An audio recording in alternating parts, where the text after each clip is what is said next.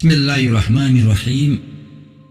شروع کرتا ہوں اللہ کے نام سے جو بڑا مہربان نہایت رحم کرنے والا ہے۔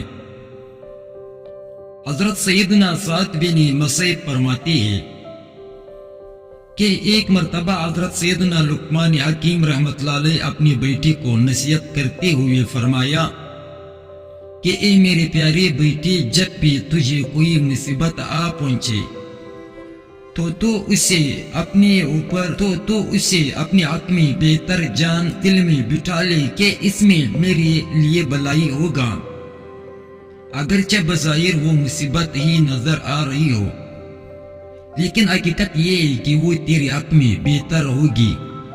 یہ سن کر اس کا بیٹا کہنے لگا، جو کچھ آپ نے فرمایا میں نے اسے سن لیا اور اس کا مطلب بھی سمجھ لیا، لیکن بات میری بس میں نہیں ہے کہ ہر مصیبت کو میں بہتر سمجھوں، کیونکہ میرا یقین ابھی اتنا پختہ نہیں ہے۔ جب حضرت سیدنا لقمان حکیم رحمۃ اللہ علیہ نے جب اپنے بیٹے کی یہ بات سنی تو فرمایا، اے میرے بیٹے، اللہ پاک نے دنیا میں وقتاً فوقتاً انبیاء کرام علیہ السلام مبعوث فرمائے ہیں۔ ہمارے زمانے میں بھی اللہ پاک نے نبی علیہ السلام مبعوث فرمایا ہے۔ آؤ ہم اس نبی علیہ السلام کے صحبت بابرکت سے فیضیاب ہونے چلتے ہیں، ان کی باتیں سن کر تیرے یقین کو تقویت حاصل ہوگی۔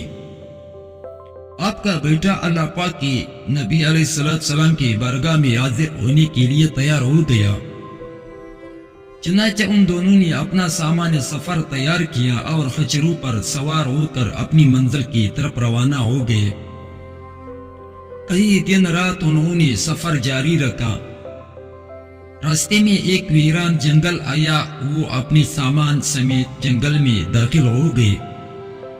اللہ تعالیٰ نے ان کو جتنی ہمت دی اتنا انہوں نے جنگل میں سفر کیا۔ پھر دوپہر ہو گئی، گرمی اپنے زور پر تھی، گرم ہوائیں چل رہی تھی، در اثنا ان کا پانی اور کھانا وغیرہ بھی ختم ہو گیا، اس کا خچرے بھی تک چکے تھے، پیاس کی شدت سے بھی کانپ رہے تھے۔ یہ دیکھ حضرت لقمان رحمۃ اللہ علیہ اور آپ کا بیٹا خچروں سے نیچے اتر آئے اور پیدل ہی چلنے لگے۔ چلتے چلتے حضرت سیدنا لقمان کو بہت دور ایک سایہ اور دوان سا نظر آیا۔ آپ نے گمان کیا کہ وہاں شاید کوئی آبادی ہے اور یہ کسی درخت وغیرہ کا سایہ ہے، چنانچہ آپ اسی طرف چلنے لگے۔ راستے میں آپ کے بیٹے کو ٹھوکر لگی اور اس کے پاؤں میں ایک ہڈی اس طرح گھسی کہ وہ پاؤں کی تلی سے پکر ظاہر قدم تک نکل آئی۔ آپ کا بیٹا درد کی شدت سے بے ہوش ہو کر زمین پر گر پڑا۔ آپ نے اسے اپنے سینے سے چمٹا لیا، پھر اپنے دانتوں سے ہڈی نکالنے لگے۔ کافی مشقت کے بعد بالآخر وہ ہڈی نکل گئی۔ بیٹے کی یہ حالت دیکھ کر آپ شفقت پدرانہ کی وجہ سے رونے لگے۔ آپ نے اپنے عمامے سے کچھ کپڑا پاڑا اور اسے زخم پر باندھ دیا۔ حضرت لقمان علیہ رحمۃ اللہ علیہ کی آنکھوں سے بہنے والے آنسو جب ان کی بیٹے کے چہرے پر گرے تو اس کا بیٹا ہوش میں آ گیا۔ جب اس نے دیکھا کہ میرے والد رو رہے ہیں تو کہنے لگا، اے ابا جان، آپ تو مجھ سے فرما رہے تھے کہ ہر مصیبت میں بلائی ہے، لیکن اب میری اس مصیبت کو دیکھ کر آپ رونے کیوں لگے؟ اور یہ مصیبت میرے حق میں بہتر کس طرح ہو سکتی ہے؟ حالانکہ ہمارے کھانے پینے کی تمام اشیاء ختم ہو چکی ہے اور ہم یہاں اس ویران جنگل میں تنہا رہ گئی ہے۔ اگر آپ مجھے یہی چھوڑ کر چلے جائیں گے تو آپ کو میری اس مصیبت کی وجہ سے بہت رنج و غم لاحق رہے گا، اور اگر آپ یہی میرے ساتھ رہیں گے تو ہم دونوں یہاں اس ویرانے میں بھوک پیاسے مر جائیں گے۔ اب آپ خود ہی بتائیں کہ اس مصیبت میں میرے لیے کیا بہتری ہے۔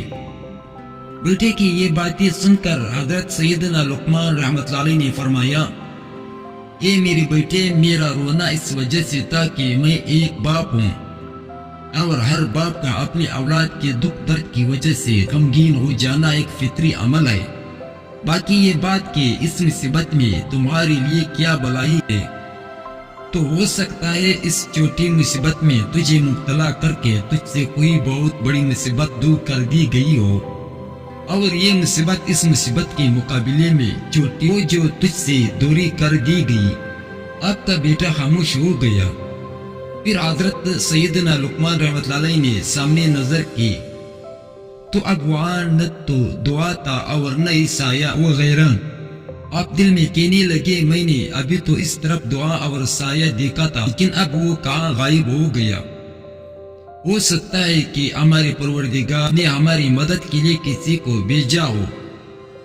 ابھی آپ اسی سوچ بچار میں تھے کہ آپ کو دور ایک شخص نظر آیا جو سفید لباس زیب تن پید امامہ سر پر ٹنگے گھوڑے پر سوار آپ کی طرف بڑی تیزی سے بڑھا چلا آ رہا ہے۔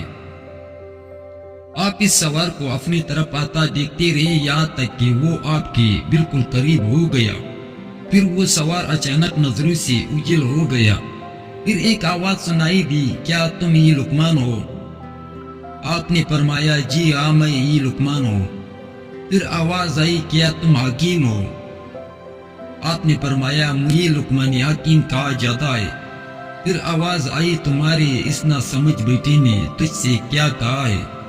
حضرت سیدنا لقمان رحمۃ اللہ علیہ نے فرمایا، اے اللہ پاک کے بندے تو کون ہے؟ ہمیں صرف تیری آواز سنائی دے رہی ہے اور تو خود نہیں نظر آ رہا۔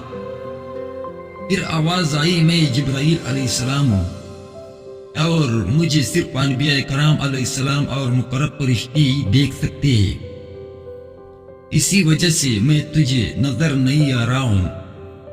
سنو، میری رب پاک نے مجھے حکم دیا کہ میں فلاں شہر اور اس کے آس پاس کے لوگوں کو زمین میں دنسا دوں۔ پھر آواز آئی، میں جبرائیل علیہ السلام ہوں، مجھے خبر دی گئی کہ تم دونوں بھی اس شہر ہی کی طرف آ رہے ہو، تو میں نے اپنے پاک پروردگار پاک سے دعا کی کہ وہ تمہیں اس شہر میں جانے سے روکے، لہذا اس نے تمہیں اس آزمائش میں ڈال دیا اور تیرے بیٹے کے پاؤں میں ہڈی چپ گئی۔ اس طرح تم اس چھوٹی مصیبت کی وجہ سے ایک بہت بڑی مصیبت یعنی زمین میں دھنسنے سے بچ گئے ہو۔ یعنی یہ جہاں جا رہا تھا اس علاقے پر اللہ کا عذاب آ رہا تھا۔ پھر حضرت سیدنا جبرائیل علیہ السلام نے اپنا ہاتھ زخمی لڑکے کے پاؤں پر پھیرا تو اس کا زخم فوراً ٹھیک ہو گیا۔ پھر آپ علیہ السلام نے اپنا ہاتھ اس برتن پر پھیرا جس میں پانی بالکل ختم ہو چکا تھا، تو ہاتھ بھرتے ہی وہ برتن پانی سے بھر گیا، اور جب کھانے والے برتن پر ہاتھ پھیرا تو وہ بھی پانی سے بھر گیا۔ اور پھر حضرت سیدنا جبرائیل علیہ السلام نے حضرت سیدنا لقمان حکیم رحمۃ اللہ علیہ سے فرمایا، آپ کے بیٹے اور آپ کی سواریوں کو سامان سمیت اٹھایا، اور کچھ ہی دیر میں آپ اپنے بیٹے اور سارے سامان سمیت اپنے گھر میں موجود تھے۔ جبرائیل علیہ السلام نے حضرت سیدنا لقمان رحمۃ اللہ علیہ آپ کے بیٹے اور آپ کی سواریوں کو سامان سمیت اٹھایا، اور کچھ ہی دیر میں آپ اپنے بیٹے اور سارے سامان سمیت اپنے گھر میں موجود تھے۔ حالانکہ آپ کا گھر اس جنگل سے کافی دن کی مسافت پر تھا۔ یہ ہمارے پاک پروردگار ہم سے ہماری تمام مصیبتیں دور فرمائے، ہم پر آنے والی بلاؤں کو شہید کربلا امام حسین رضی اللہ تعالیٰ عنہ کی صدقے رد فرما دے، ہمیں اپنی فضل و کرم سے مصائب پر صبر کرنے کی توفیق عطا فرمائے اور بے صبری سے بچا لے۔